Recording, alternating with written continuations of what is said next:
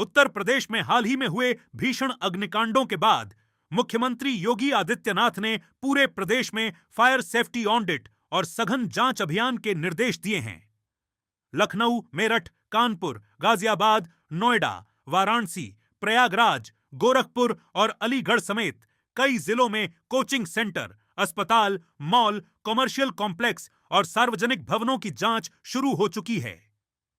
लेकिन सवाल यह है कि क्या यह अभियान केवल कागजों तक सीमित रहेगा या फिर उन जगहों तक भी पहुंचेगा जहां वर्षों से नियमों को खुली चुनौती दी जा रही है।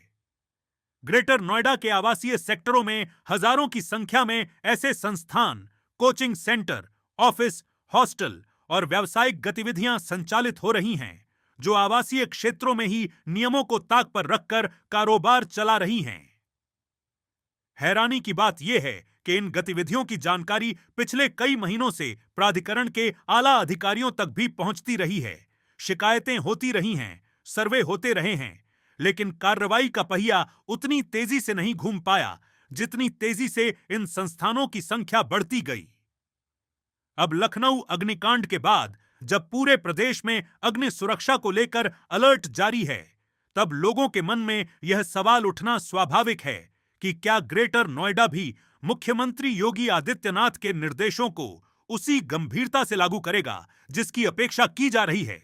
क्या आवासीय सेक्टरों में चल रहे ऐसे संस्थानों का फायर सेफ्टी ऑडिट होगा? क्या मानकों का उल्लंघन करने वालों पर कार्रवाई होगी? या फिर यह मामला भी नोटिस, फाइलों और बैठकों के बीच कहीं सिमट कर रह जाएगा? इन तमाम सवालों के जवाब तलाशने और जमीनी हकीकत जानने के लिए भारत न्यूज 360 टीवी की टीम पहुंची ग्रेटर नोएडा प्राधिकरण कार्यालय।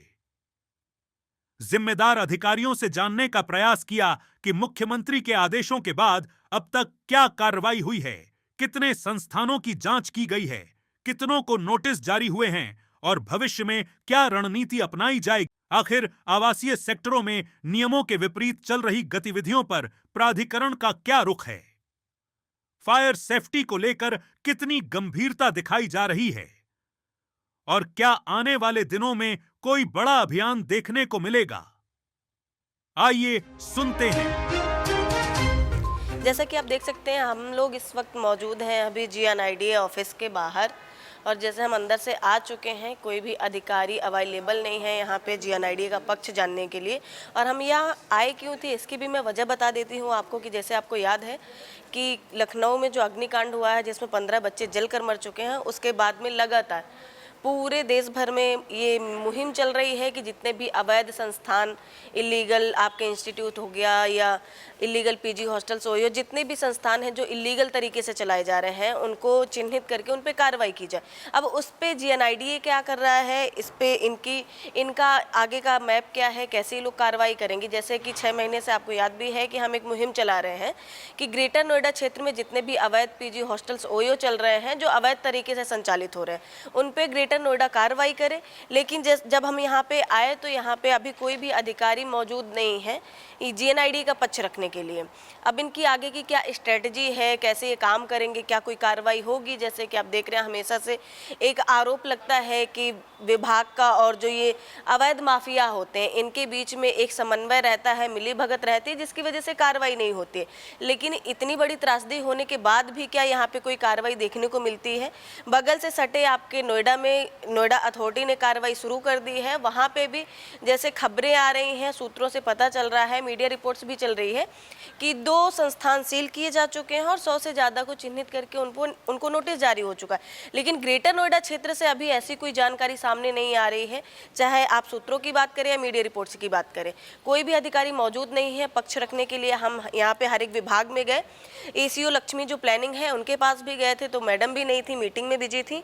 उसके बाद जो प्रॉपर्टी के ACO हैं सुनील जी, उनसे मैंने कैमरे पे आने के लिए रिक्वेस्ट किया, तो उनका कहना था कि हम इस पे हमारा कोई क्षेत्र नहीं है, हम सिर्फ यहाँ पे लीज डीड के लिए हैं, हमारा वो कार्य क्षेत्र ही नहीं है, इस पे जो भी कार्रवाई होगी वो प्रॉपर्टी डिपार्टमेंट के क्षेत्र में प्लानिंग करेगा। तो प्लानिंग के अधिकारी मौजूद नहीं है उस पे अपना पक्ष रखने के लिए।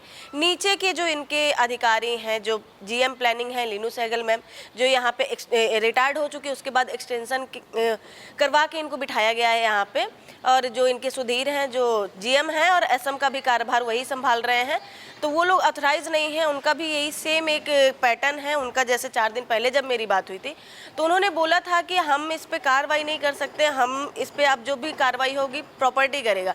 तो यही है कि कुल मिला के इस पे जो अभी तक की कार्रवाई निकल के सामने आई है, जो 6 महीने से मैं मुहिम चला रही हूँ, 7 महीने हो चुके हैं, तो अभी पीजी हॉस्टल चिन्हित हो चुके हैं, उनको नोटिस चस्पा हो चुका है। आगे की कार्रवाई क्या होगी देखेंगे हम बहुत जल्द। बने रहिए मेरे साथ, मैं अनन्या ठाकुर, कैमरा पर्सन सोनी। तो आपने सुना किस प्रकार मुख्यमंत्री योगी आदित्यनाथ के स्पष्ट निर्देशों के बावजूद ग्रेटर नोएडा में हालात सवालों के घेरे में हैं। कार्रवाई तो दूर, जिम्मेदार अधिकारी सवालों का सीधा जवाब देना भी जरूरी नहीं समझते। आखिर ऐसा कौन सा दबाव, कौन सा संरक्षण या कौन सी मजबूरी है जो ग्रेटर नोएडा प्राधिकरण को नियमों के विरुद्ध चल रही गतिविधियों पर कठोर कार्रवाई करने से रोक रही है? 15 से अधिक मीडिया रिपोर्टें, 2 अग्नि दुर्घटनाएं, लगातार शिकायतें और अब प्रदेशव्यापी फायर सेफ्टी अभियान। इसके बावजूद यदि व्यवस्था नहीं जाग रही तो फिर आखिर किस बड़े हादसे का इंतजार किया जा रहा है? सवाल यह भी है कि लाखों लोगों की सुरक्षा से जुड़े मुद्दे पर जिम्मेदारी कौन तय करेगा? और यदि आज भी कार्रवाई नहीं हुई तो कल किसी दुर्घटना की जवाबदेही कौन लेगा? फिलहाल सवाल बहुत हैं, लेकिन जवाब अभी भी प्राधिकरण की फाइलों में कहीं गुम नजर आते हैं।